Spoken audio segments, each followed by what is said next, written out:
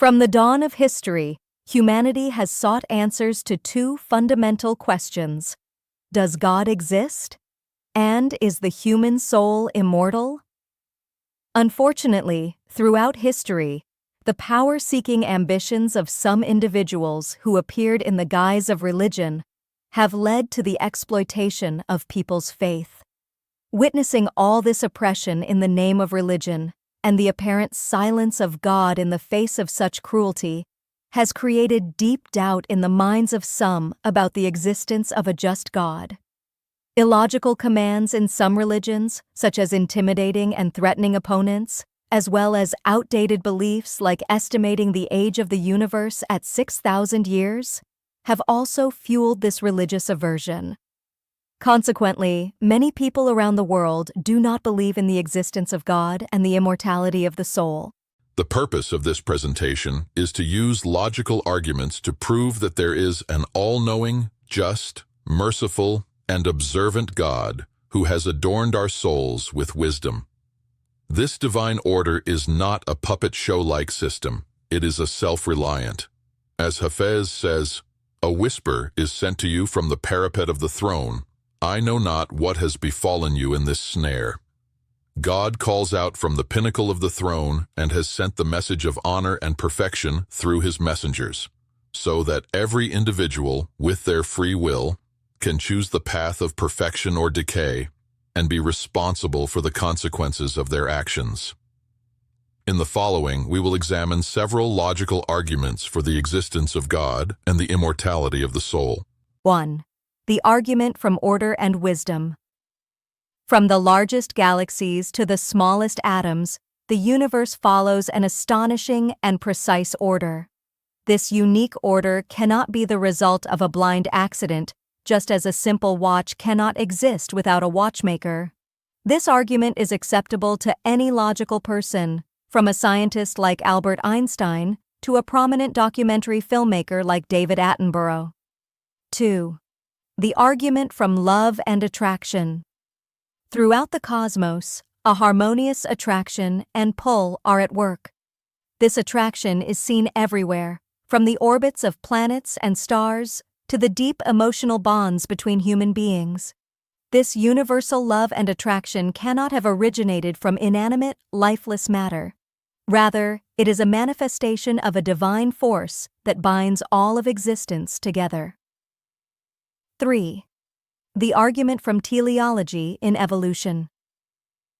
In nature, there is both creation and destruction. This seemingly contradictory duality is actually a sign of an intelligent design. If the universe were the result of an accident, the outcome could not be contradictory. 4. The argument from free will and human choice. In nature, deterministic laws prevail. Water boils at 100 degrees Celsius. Iron always has a constant specific weight, and none of the elements or natural phenomena can act against their nature. But a human can act against their instinct. They can fast and abstain from food or sacrifice their life for a noble mental goal. This free will, which is not found in any other material being, is a strong argument that humans possess characteristics that are outside the domain of nature. How can a nature that lacks free will be the source of a being with free will? This supramaterial characteristic shows that its source must also be supramaterial. 5. The argument from consciousness and morality. Natural phenomena like floods, earthquakes, and storms, or even predatory animals, lack consciousness and morality. But a human can distinguish between good and evil, despise oppression, and care for others. How is it possible for a conscious being to have originated from an unconscious source, nature? This is impossible. 6. The argument from regret and remorse. The feeling of regret and a guilty conscience only makes sense when a human has free will. If we were forced to act like a robot, we would never feel remorse after making a mistake. This remorse shows that we are capable of choice. This characteristic does not exist in a deterministic nature. Therefore, the existence of remorse proves free will. The existence of free will also indicates the existence of a force beyond nature, which we call the soul. This force is not from nature, so it will not return to it. 7. The argument from dream experiences. In a dream, our eyes do not see and our ears do not hear, but in a dream we fly, eat, talk to others, and hear them. These experiences show that all human perceptions and feelings are not dependent on the body, but arise from a soul that is alive and active even when the body is dormant. 8. The argument from innate immortality. A human can imagine physical weakness or even death, but cannot truly conceive of their non-existence. Any attempt to imagine non-existence is accompanied by an observer who still exists. This inability to imagine non-existence shows that the human soul is inherently immortal and cannot accept nothingness. Conclusion: this world is like a cradle, created for the nurturing of the human soul.